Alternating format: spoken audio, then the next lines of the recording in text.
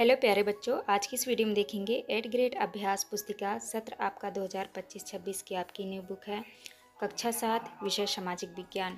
तो प्यारे बच्चों, आपको जो है इस वीडियो में लास्ट तक बने रहना है जिससे कि आपको सभी प्रश्नों के जो है संपूर्ण सॉल्यूशन आपको मिल सके। आज की वीडियो में देखेंगे अध्याय 2 में दिया है हमारी पृथ्वी के अंदर। तो चलिए शुरू करते हैं। अध्याय 2 में आपका दिया है हमारी पृथ्वी के अंदर। पहला प्रश्न आता है आपका अवसादी सेल का उदाहरण है, तो आपका उत्तर हो जाएगा ए नंबर बलुआ पत्थर।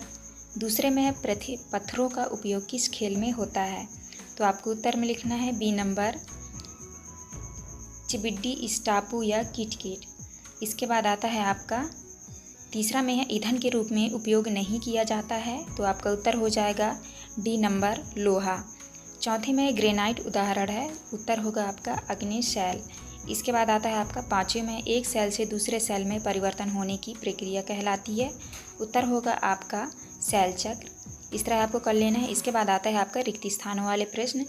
तो आपको जो है ए नंबर में भरना है चूना पत्थर, बी में भरना है आपको ईंधन, और सी में आपको भरना है अवसाद, और डी में भरना है आपको 3500, और ई में भरना है आपको अग्नि।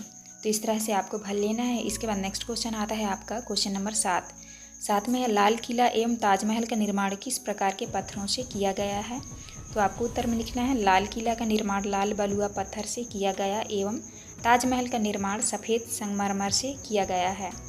इसके बाद नेक्स्ट आता है आपका 8 में है पृथ्वी की सबसे ऊपरी परत का नाम लिखिए, तो आपको उत्तर में लिखना है पृथ्वी की सतह की सबसे ऊपरी परत को ऊपर पट्टी कहते हैं। यह सबसे पतली परत होती है। यह महाद्वीप में 35 किलोमीटर एवं समुद्री सतह में केवल 5 किलोमीटर तक है। इसके बाद नेक्स्ट आता है आपका क्वेश्चन नंबर 9 में है सेल किसे कहते हैं, तो आपको प्रश्न क्रमांक 9 का उत्तर लिखना है पृथ्वी की परपट्टी बनाने वाले खनिज पदार्थ के किसी भी प्राकृतिक पिंड को सेल कहते हैं। सेल विभिन्न रंग आकार एवं गठन की हो सकती है। सेल मुख्य रूप से 3 प्रकार की होती है, अग्नेय सेल, अवसादी सेल एवं कयांत्रित सेल। इसके बाद नेक्स्ट आता है आपका 10वां में है मेंटल परत की गहराई कितने किलोमीटर तक है, तो आपको उत्तर में लिखना है परपट्टी के ठीक नीचे मेंटल परत होती है।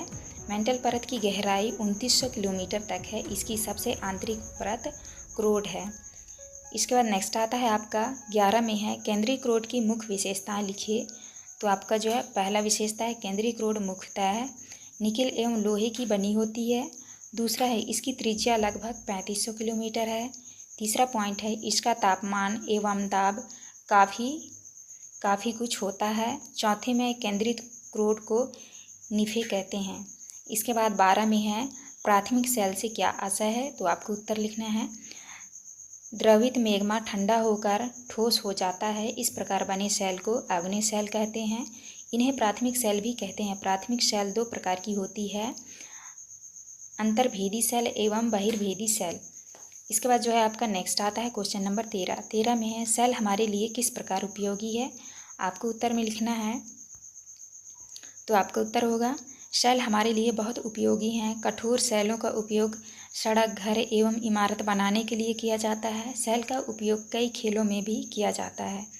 इसके बाद नेक्स्ट आता है आपका 14 नंबर में है दैनिक जीवन में हम खनिजों का उपयोग कहाँ कहाँ करते हैं, उत्तर करना है आपको दैनिक जीवन में हम खनिजों का उपयोग ईंधन की तरह उद्योगों, औषधि एवं उर्वरक में करते हैं, जैसे कोयला, प्राकृतिक गैस एवं पेट्रोलियम, लोहा, सोना, एल्यूमिनियम आदि।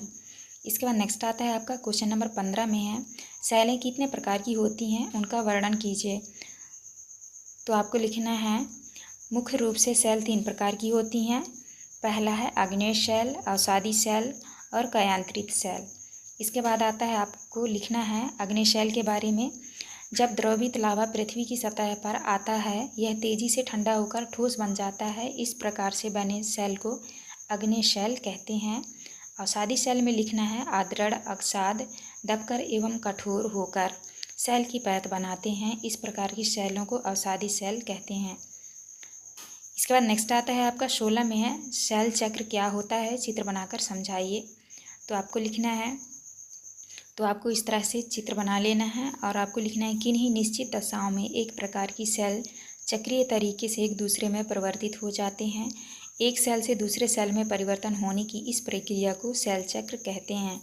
तो इस तरह से जो है आपको चित्र बना लेना है और लिख लेना है। जैसे यहाँ पे लिखा है मैग्मा, अग्नि सेल, अवसाद, अवसादी सेल, कायांतरित सेल। तो इस तरह आपको देख के कर लेना है। इसके बाद नेक्स्ट आता है आपका क्वेश्चन नंबर 17 में है पृथ्वी के आंतरिक भाग का नामांकित चित्र बनाइए। तो आपको जो है पृथ्वी का चित्र बनाना है, तो आप जो है इस तरह से देख के बना लीजिएगा और आपको जो है इनमें नाम भी दर्शा लेना है जैसे ही लिखा है। तो आप देख के अच्छे से कर लीजिएगा। इसके बाद नेक्स्ट आता है आपका प्रश्न क्रमांक 18 में है जीवाश्म किसे कहते हैं। आपको उत्तर में लिखना है सैलों की परतों में दबे मृत पौधों एवं जीव जंतुओं के अवशेषों को जीवाश्म कहते हैं। जीवाश्म पृथ्वी के अंदर और चट्टानों में मिलता है। 19 नंबर में है अग्नि एवं कायांतरित सेल में उदाहरण सहित अंतर लिखिए। तो आपको लिखना है अग्नि सेल। जब द्रवित लावा पृथ्वी की सतह पर आता है यह तेजी से ठंडा होकर ठोस बन जाता है। परपटी पर इस प्रकार से बने सेल को अग्नि सेल कहते हैं। उदाहरण के लिए आपका होगा बेसाल्ट।